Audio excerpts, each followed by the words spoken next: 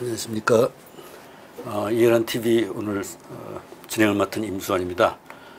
오늘은 내일 광복절을 하루 앞둔 시점에서 전 건국 회장을 역임하셨던 임덕희 회장님을 모시고 광복절의 의미에 대해서 생각해 보는 시간을 갖도록 하겠습니다. 건국 회장님이라는 즉 건국회라는 그 회가 우리나라 건국에 기여했던 분들의 모여서 거기에 많은 기여를 하고 또 희생됐던 분들을 기리는 그런 회라고 알고 있습니다만은 건국 회장을 맡으셨던 분으로서 최근에 국가 건국에 대해서 왈가왈부 말이 많은 이런 그 세태를 보면서 상당히 착잡하시리라고 짐작이 됩니다. 우선 그 소감을 좀 말씀해 보시죠. 최근에 뭐 건국이 70주년을 무시하고 100주년을 기념하겠다고 하는 이런 어수선한 이야기에 대해서 어떤 감정을 갖고 계십니까? 저는 요즘 뭐 매년 그렇게 해왔지만은 광복절이 이렇게 돌아오면 너무 가슴이 답답하고 정말 어떻게 사람들이 이렇게 어거지를 부릴 수 있는가 뭐 이런 생각을 합니다. 왜냐하면 광복이라는 말하고 해방이라는 말을 혼동을 하고 있어요. 네. 우리가 스마트폰에 쳐도 사전에 치면 금방 광복은 무슨 의미냐면 잃었던 주권을 다시 회복함 이렇게 나오고 해방 이러면 억압으로부터 벗어남.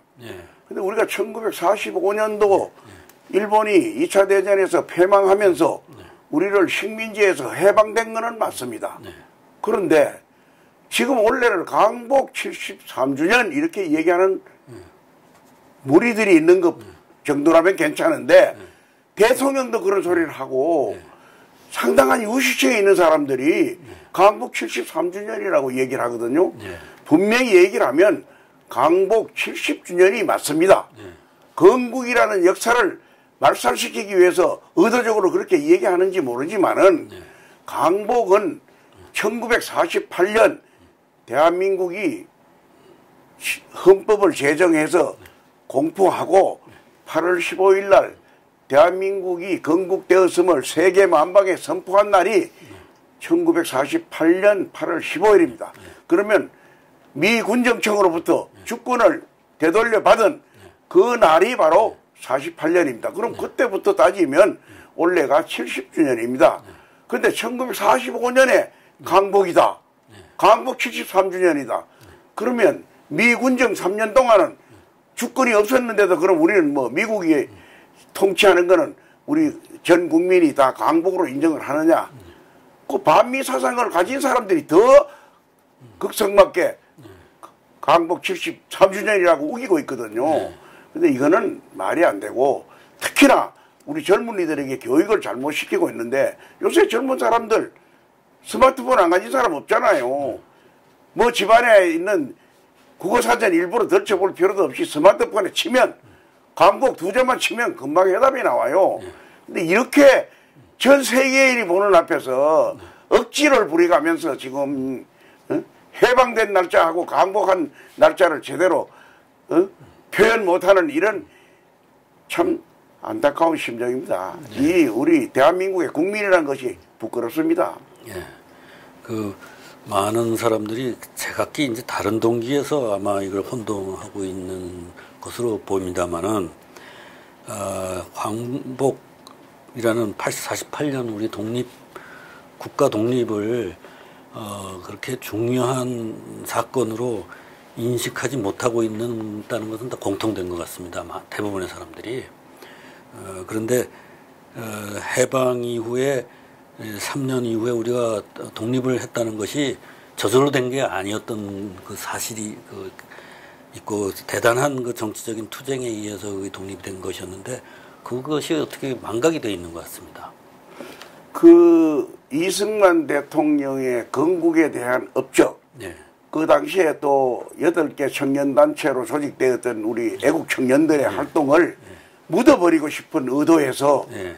그 공적을 없애기 위해서 그걸 자꾸 덮어버립니다. 예. 이 소위 좌파 사상들, 주사파 요새 와서 발전해서 주사파가 됐는데 이 종북 사상 가진 사람들이 그걸 덮어서 그러는데 해방은 1945년 해방은 분명히 일본이 2차 대전에 해전을 하게 되고 그 승전국의 대표 국가가 미국입니다.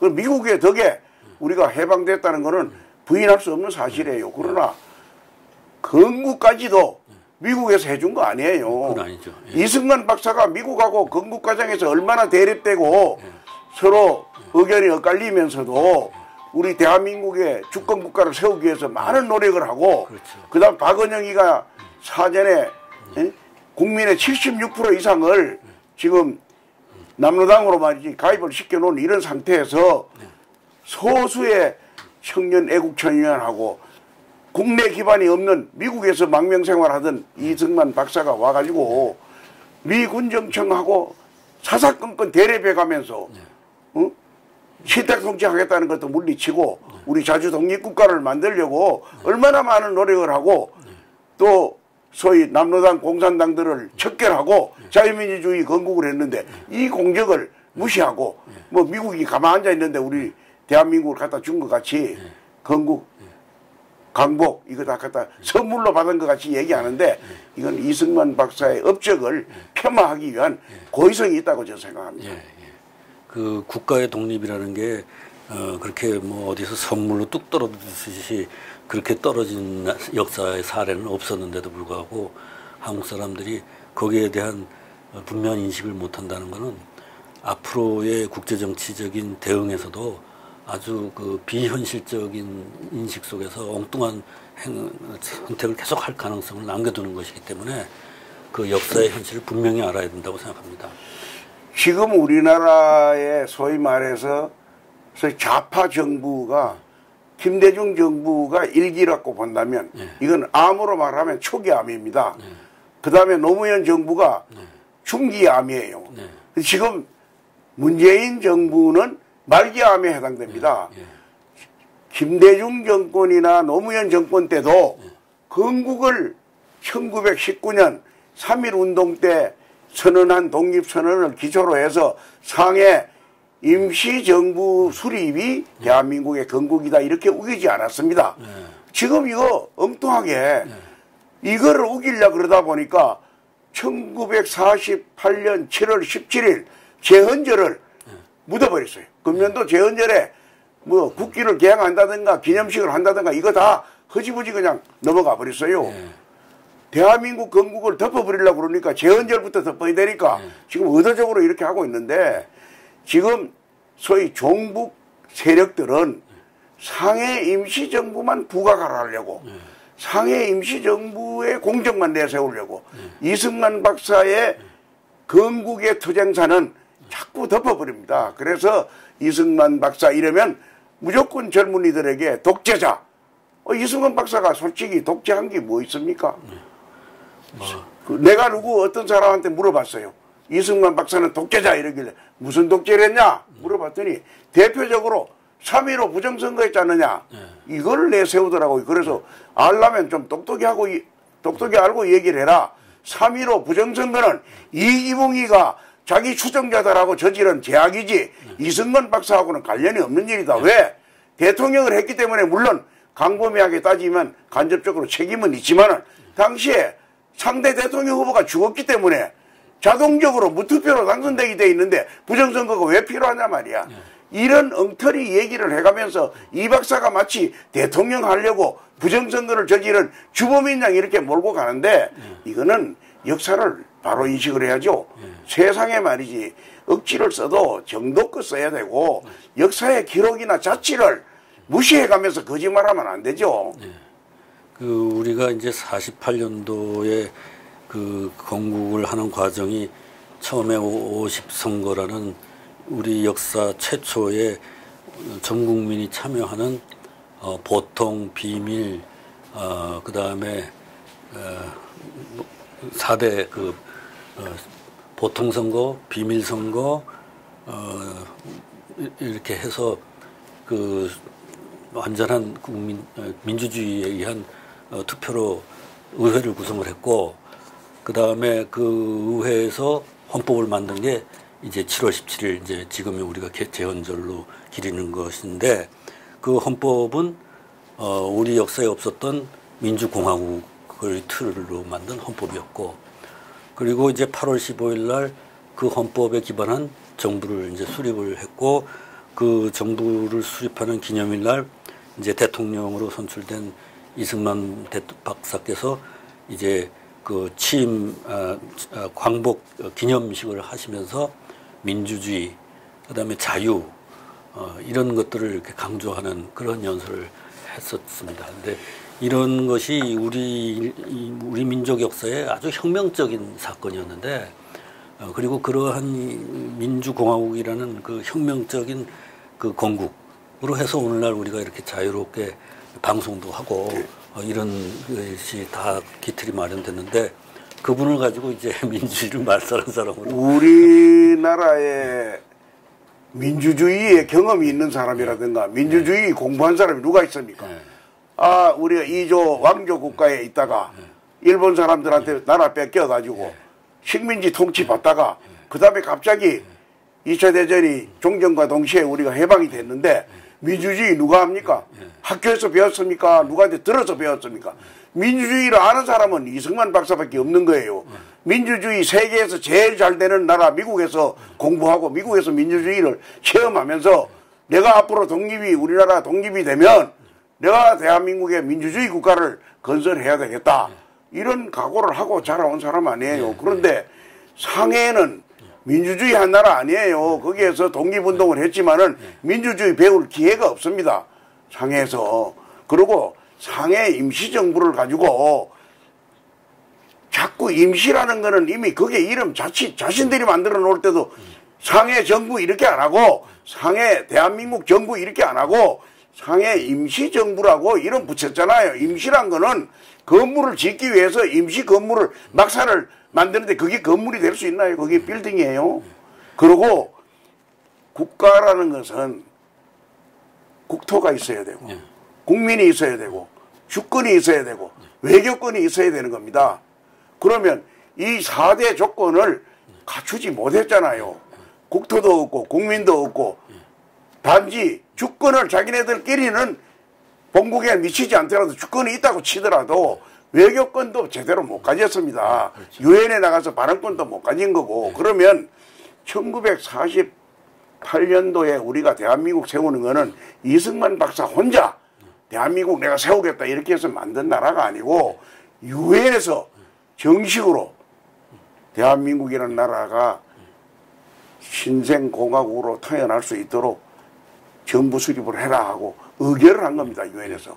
그 유엔 감시단이 와가지고 50선거를 하도록 되어 있는데 이거를 일부 좌파 성향이 있는 사람들이 남북 합작정부 만들어야 된다 이러고 억지 쓰면서 그걸 50선거를 방해하고 이런 것이 대표적으로 제주 4.3 사건이라든가 이런 게 일어난 거 아닙니까? 그런데 왜 이것이 억지냐 하면 대한민국이 유엔에서 인정하는 대한민국 정부를 수립하겠다고 그러는데 이 사람들은 북한하고 공동 한민족이 둘로 갈라지면 안 된다 이런 이상적인 논리를 폈는데 그거는 불가능한 게 뭐냐면 이미 1945년 해방되자마자 1946년도에 소련군의 지휘를 받은 김일성이가 북한에는 이미 임시인민위원회를 조직을 했습니다.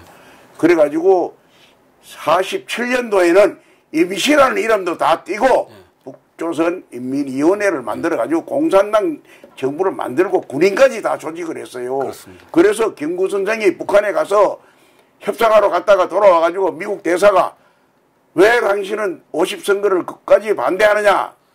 그러니까 이분이 뭐라고 그랬느냐? 이 서류에 다 있는 겁니다. 이 영문 서류에.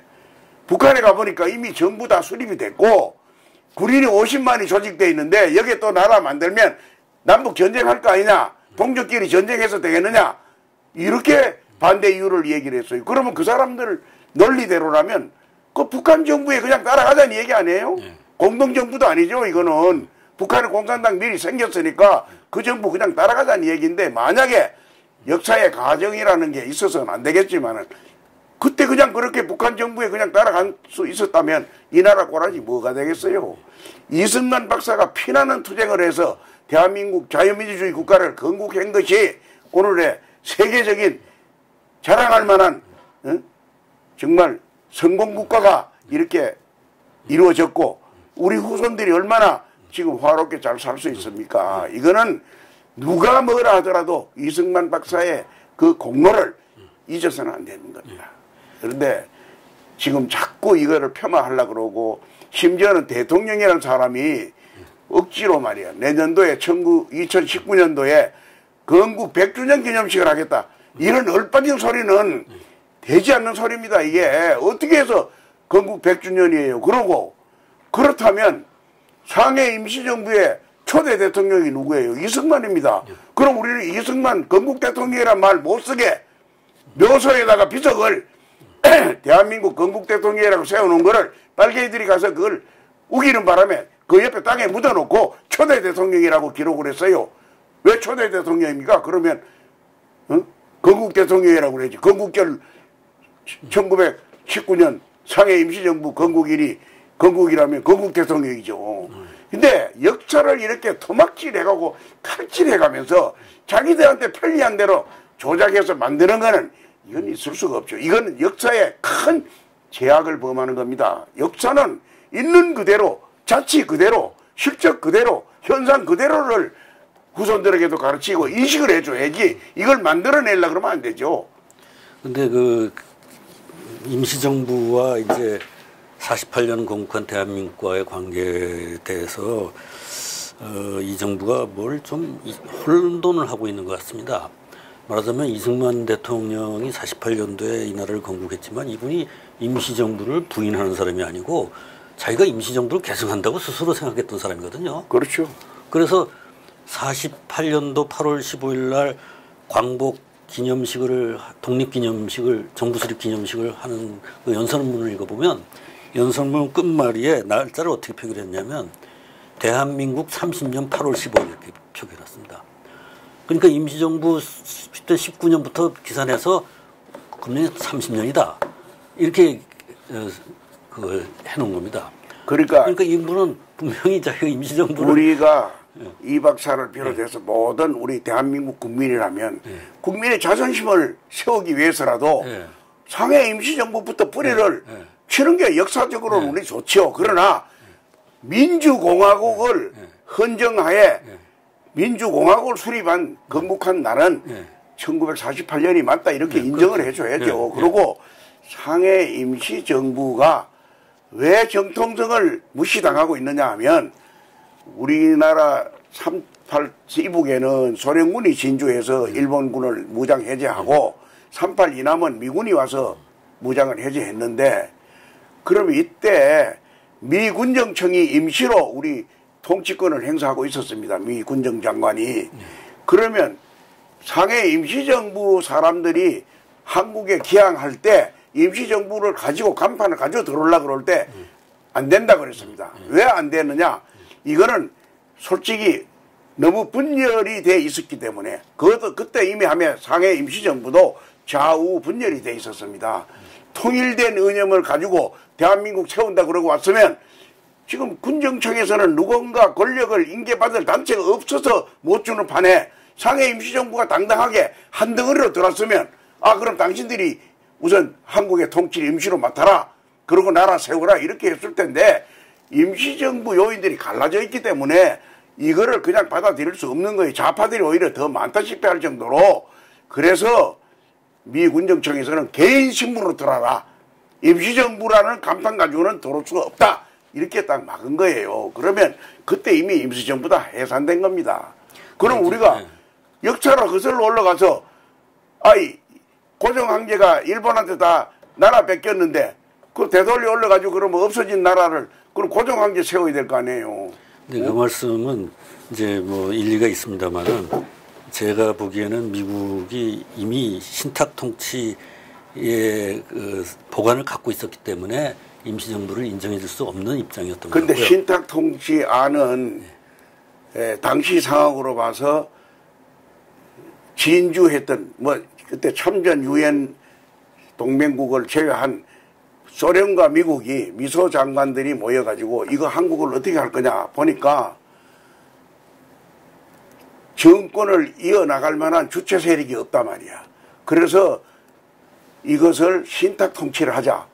그래서 이거는 소련 공산당들이 사실은 안을 낸 거예요. 이거 신탁 통치하자. 그래서 미국에도 찬성을 했습니다. 신탁 통치를. 원래 안은 루즈벨트가 먼저 아니 글쎄 루즈벨트도 그 안을 냈지만 이게 나중에 보니까 다른 나라가 이미 공산당하고 자유민주주의자들하고 합작을 하고 나니까 나중에 다 공산당으로 뺏기니까 안 되겠더란 말이에요. 그래서 신탁통치를 철회하다시피 했는데 소련에서 계속 신탁통치 하자 그러면서 자기들은 이미 인민위원회를 만들어가지고 통치기구를 만들었다고요. 그런데 이거 사실 미국에다 자꾸 책임을 넘기려고 분단국가를 만들었다. 이승만이 분단국가를 만들었다 이러는데 저 사람들 전략에 넘어가고 있는 겁니다. 그렇죠. 우리 그 대한민국의 분단의 책임은 북한에 있는 거예요. 분단의 책임은 스탈린한테 있는 거고. 스탈린한테 있는 거고 그다음 김일성한테 있는 거예요. 미국은 그냥 순진하게 소련하고 그 이용만 당한 거고 그다음에 이승만 박사도 순진했기 때문에 8월 15일 날 우리가 북한이 공식적으로 국가 건국 선언을 할 때까지 기다렸다 해도 될 텐데 우리가 딱 하고 나니까 9월 9일 북한에서 건국 선언을 했잖아요. 그 이전에 이미 조직은 다 끝나고 다 통치하고 있으면서 그래서 분단의 책임 우리가 없다. 너가 먼저 나라 세웠다.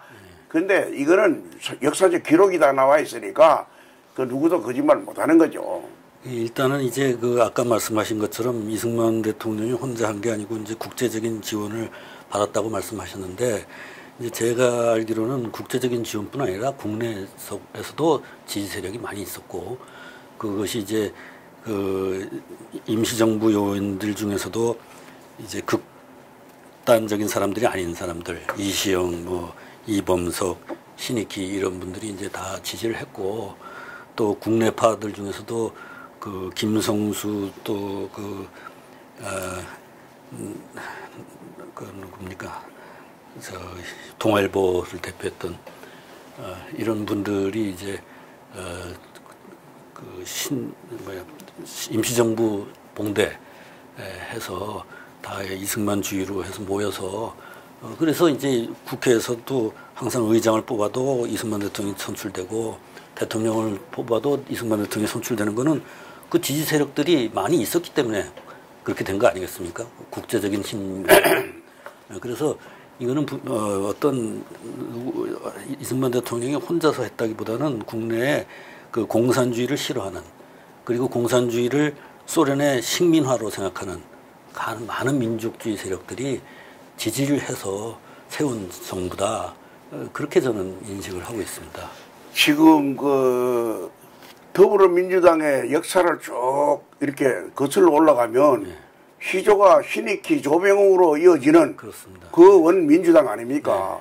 그분들이 다 대한민국 건국을 찬성을 했고 그렇죠. 참여했고 그렇습니다. 같이 또 민의원 당선 다 돼가지고 같이 이박사하고 의논해가지고 이 나라 세운 거예요. 그런데 어떻게 이상하게 중간에 말이지 자익들 공작에 넘어가가지고 이게 여야로 구분되는 게 아니라 이 적흑 비슷하게 그러니까 아주 이게 야당이 변질을 한 거예요. 야당의 전통이 좌익에게 강탈당하는 셈입니다. 그러니까요. 그 전통을 강탈당.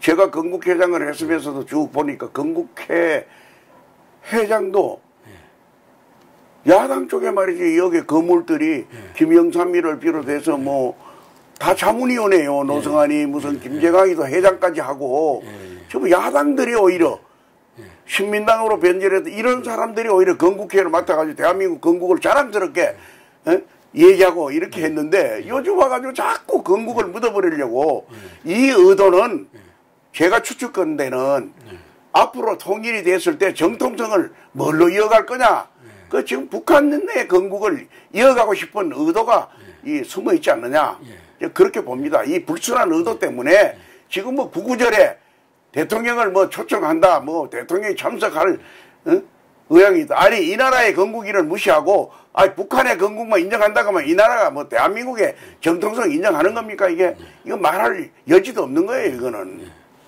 그 말하자면 이 사람들이 우리 건국 세력을 마치 무슨 극우 파시스트들인 것처럼 이렇게 몰아세우고 마치 자익 운동했던 사람들이 양심적인 민족 운동가처럼 이렇게 이제 미화하고 뭐 이런 게 요즘 세태인 것 같습니다. 그건 옛날에 해방 후부터도 그런 용어를 많이 썼는데 극자라는 것을 덮으려면 극우라는 표현을 써야 상세가 되잖아요. 그런데 극우라는 거 없습니다. 사실은 우익이라는 성향은 종기 좋다는 사람들 아니에요. 대개가 혁명을 하려고 하는 사람들이 공격적이고 항상 상대방 무너뜨리려고 그러지.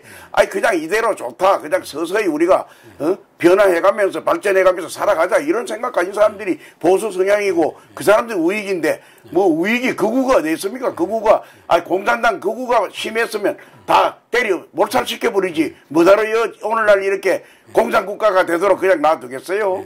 이 말도 안 되는 그런 용어 싸움입니다. 용어의 장난이죠. 이제 기성의 모든 제도를 무너뜨리고 인민 독재를 이제 일으키려는 그러한 세력을 위험스럽게 생각한 사람들이 대한민국의 건국을 주도했다 이렇게 이제 저는 보고 있습니다만은. 네.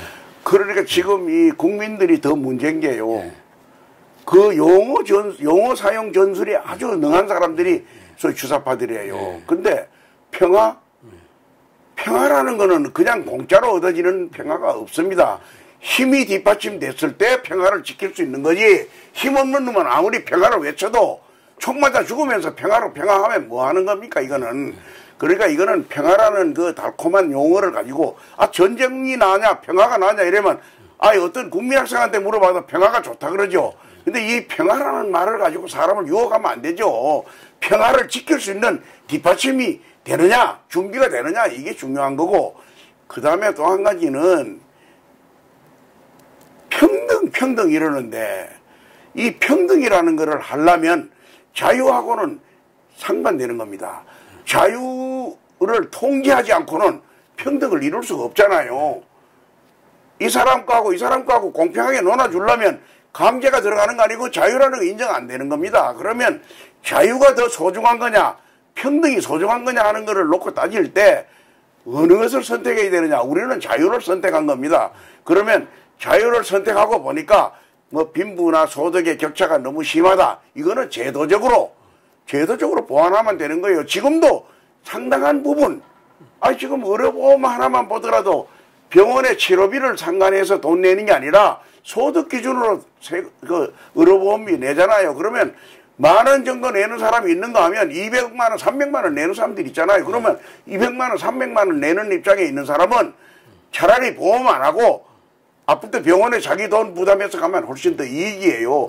그래서 이거를 평등할 수 있는 사회 제도로 만들기 위해서 그렇게 지금 하고 있잖아요. 그리고 세금도요. 1억을 소득하는 사람은 50% 다 세금으로 나가는 걸로 봐야 됩니다.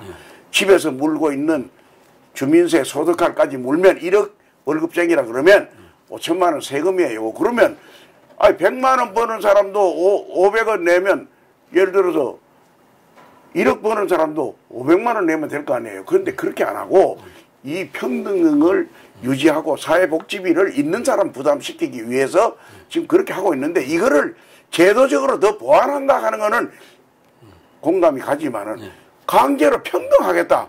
평등은 말이지 한 부모 밑에 난 형제간에도 능력이 평준화가 안 돼 있기 때문에 평등이 안 되는 거예요. 그거는 부모가 강제로 형제간에 재산 다 모아가지고 또 놀아주기 전에는 평등이 안 되잖아요. 그런데 자꾸 평등 이거 주장하는데 그게 속으면 안 되는 거예요. 그래서 지금 우리 국민들이 용어에 헷갈려 가지고 지금 선거 결과도 엉뚱하게 지금 나타나는 겁니다. 이게 정말 답답하죠. 지금 평등을 강요하는 시스템을 구축한 북한의 경우에 보면 한 사람만 자유롭고 나머지는 다 노예 생활을 하고 있죠. 그렇죠. 그럴 수밖에 없는 거예요. 한국처럼 자유를 중시하는 나라에서는 자유라는 게 한 사람만 자유로운 게 아니라 모두 다 자유롭기 때문에 다 자유롭게 자기 입을 가지고 요구를 하니까 그 요구를 수합하다 보니까 어느 정도의 상대적인 평등이 또 보장이 되는 이런 개혁이 계속 일어나고 그런 면에서 아무튼 자유와 평등이라는 것이 한번 그런 식으로 볼 수도 있을 것 같습니다.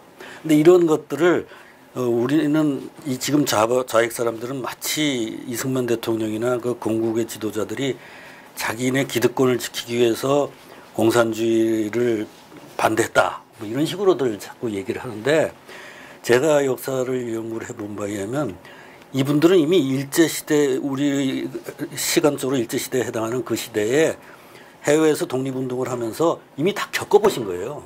독립운동 내부의 좌우 대립이 이미 그때 있었고 소련 공산주의가 이미 있었고 중국 공산당도 있었고 그래서 이분들은 이미 다 겪어보고 이게 다 속임수다. 그럼요. 알고 있었기 때문에 그 이야기를 하신 건데 이걸 마치 이분들이 뭐 무식한 사람들이 와서 막 얘기한 것처럼 이렇게 몰아세우는 것도 참 그 후손이 해서는 안 될 짓인 거라고. 지금 공산주의의 그 소위 평등 이론은 실현 불가능하다는 게 이미 입증이 됐잖아요. 소련이 붕괴됐고 동구권에 있던 많은 공산국가들이 다 지금 무너져가지고 그동안에 허송세월한 걸 후회하고 대한민국을 얼마나 부러워합니까? 그렇습니다. 우리가 지금 말이지 북한보다 40배 이상 더 소득을 가지고 지금 풍요를 누리고 사는데 이거는 누가 설명할 필요가 없는 거예요. 그런데 지금도 자꾸 북한에 갖다 주려고 그러고 북한하고 똑같이 만들려고 그러고 이러는데 국민들은 말이야 뭐 요즘 세상에 뭐 빨갱이가 어디 있어? 뭐 이런 아니란 생각을 하는데 지금 빨갱이가 따로 어디 이게 간판 들고 명찰 붙이고 다니는 게 아니에요. 지금도 북한의 제도와 북한의 잘못하는 거 비판 한마디 안 하고 너 왜 3대 독재해 가면서 국민들 자유 억압하면서 잘 살게 못하고 이건 뭐 하느냐 말 한마디 해야 될 거 아니에요. 동족이라면. 그리고 거기서 고통받는 노예 생활하고 있는 우리 동족들이 얼마나 불쌍해요. 그분들에 대해서 한마디 해줘야지 통치권을 가지고 있는 잘 사는 놈들만 불러가지고 배를 불러간 놈들 불러다 내놓고 뭐를 어떻게 하겠다는 겁니까? 북한 국민을 상대로 해서 준다면 누가 반대하겠어요?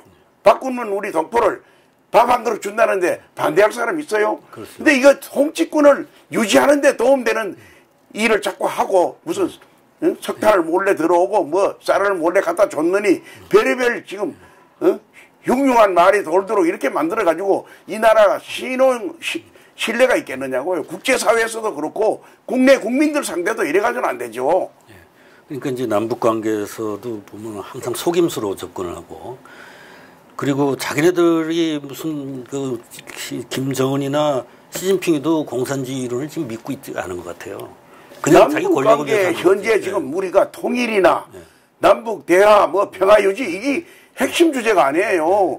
미국하고 북한하고 핵을 없애느냐 핵을 그냥 인정하느냐 이 싸움이에요. 미국하고 북한하고 싸움인데 우리가 중간에 끼어들어가지고 우리는 동맹국인 미국의 의견을 도와주고 미국이 승리하도록 해줘야 되는데 북한 편을 들고 있잖아요. 미국에서 노골적으로 얘기를 했잖아요. 당신 누구 편이야? 이런 식으로. 그래서 이제 이런 사실을 왜곡하는 그 여러 가지 작업 중에 이제 가장 그 극단이 이른 게 나라의 건국 자체를 부정하는 거. 나라의 건국의 사실을 부정하는 거. 우리 저기 그 드라마에 많이 나오는 그 출생의 비밀처럼 출생 자체 사실을 부정하는 거. 그러니까 지금도 어처구니 없이 태어나서는 안 될 대한민국이다.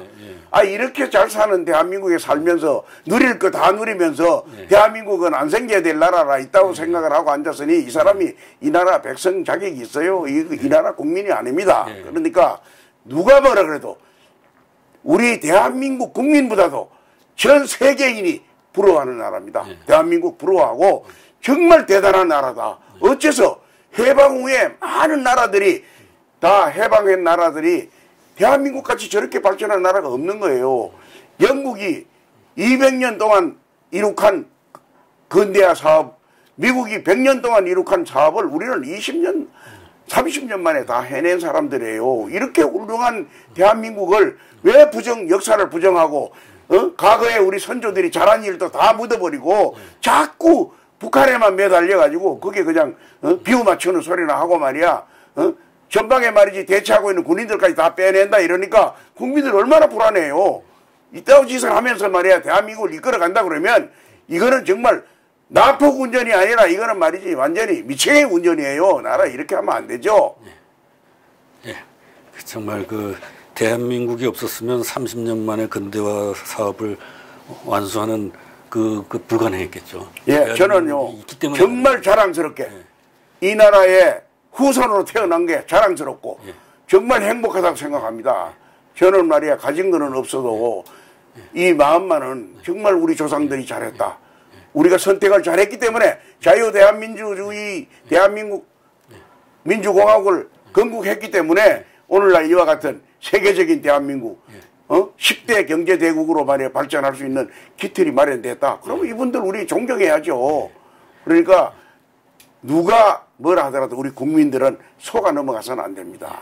그 얄팍한 말에 속거나 이래서 안 되고 정확하게 판단을 하고 거짓말하는 사람들은 우리 스스로 응징을 해야 되는데 뭘로 응징하느냐? 이 붓대론 가지고 응징하는 거예요. 선거 때 이거는 절대로 너희들 안 돼 이렇게 할 줄 알아야 되는데 선거 때 되면 또 그냥 거짓말하고 말이야 적당히 무슨 말하면 속아가지고 말이야 그냥 와르륵 몰려가서 찍어주고 말이야 그런 스스로를 우리가 불행하게 만드는 겁니다. 우리가 앞으로도 대한민국이 지난날 같이 더 훌륭하게 정말 전 세계에 가장 우뚝나는 그런 대한민국이 되기를 바라고 또 국민들도 그렇게 마음을 모아주시기를 부탁을 드립니다. 감사합니다.